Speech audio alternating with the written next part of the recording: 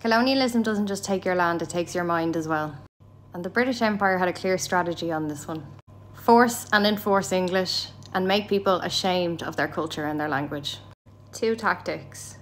With British colonial power, there's always the same 2 tactics, right? You've got your hard power, so hard enforcements, the rules, the punishments, the laws, the brutality.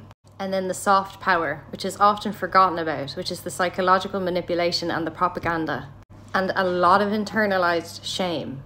And it worked. Generations of Irish and other Celtic and other nations across the world grew up thinking that their own language wasn't valuable. This is exactly what happened in my family. My grandfather was a native Irish speaker. He was from Spittle, Connemara, and he came to Dublin when he was 16, and it was then that he started to speak English. But when he had my father, he didn't pass that on. And my father has 0 Irish.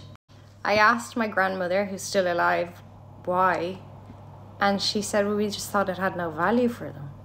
We lived in Dublin, nobody spoke it, so you can imagine for them, I guess, who were they speaking Irish for? Is only for my grandfather's parents who had passed away. That was what their minds, that's how they felt in their minds. They didn't see the bigger picture. They thought the language was useless, they thought that it was dead. And I wish that my grandfather could see all the lovely TikToks and the people speaking and learning and teaching Irish on this app, because he'd be so proud. The British didn't do that just to the Irish though.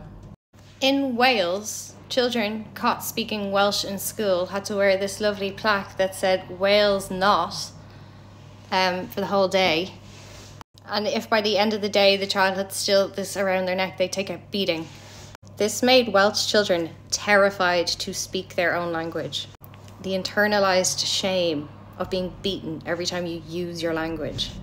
We have a vibrant community of Gael schools in Ireland now. For a long time, Irish was outlawed in schools, and we were also beaten as children for using it. Over time, people start to associate Celtic languages with poor,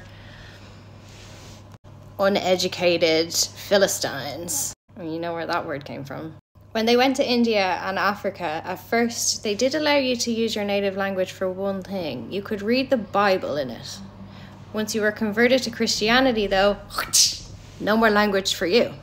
Once the punishments and restrictions were in place, this created a nasty feedback loop that we're still trying to work through.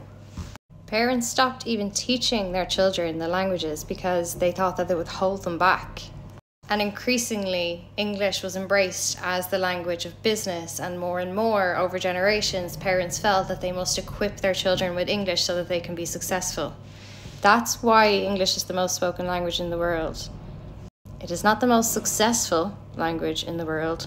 It just speaks volumes to the brutality of the British Empire, that they forced that many people to give up their culture.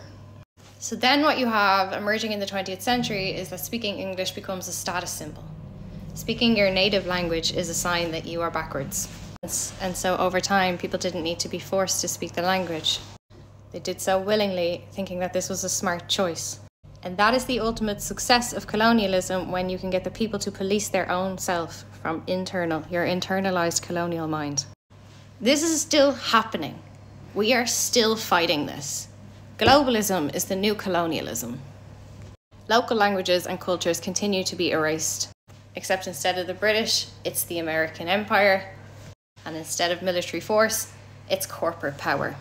One of the first ways to resist colonization is to take back your own language skills. Má tá cúpla focal nó níos maithagat is féidir leat Gaeilge a labhairt.